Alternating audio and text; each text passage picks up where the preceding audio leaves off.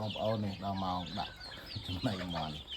កូនមន់តូចទុះលឿនបងប្អូននេះទីទៅប៉ោតហើយនឹងលេងជាមួយចំណៃសម្រាប់ថ្ងៃណាក៏អត់មានចំណៃទៅដាក់បាយខ្ញុំលឿន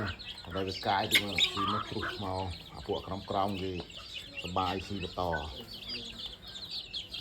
បងប្អូនខែក្តៅនេះសម្រាប់ខែក្តៅចំណៃដាក់លាយទឹកឲ្យវាសើមតិចទៅបងប្អូនមិនមន់ស៊ីល្អបើស្ងួតញើងហ្មងក៏វាអត់ធ្វើស៊ីដែរវាកាយទៅរហូតហ្នឹងសើមនោះស្រួលស៊ីបងប្អូនដាក់សើមប៉ុណ្ណឹងហើយនៅវាកាយទៀតតែមិននឹងប៉ែកដាក់ប៉ុណ្ណាកន្លះម៉ោងហើយឡើងក្នុងស្ងួតអស់ទៀតក្តៅណាស់បងប្អូនអើយពូនមន់វាសៃពួកឲ្យទៅមកពីចាំត្រង់ចំណៃពីអាកូនទូចលើបាយដល់គេសបាយស៊ីដល់ពួកអានៅលើនេះអត់ធ្លាក់ដីទេ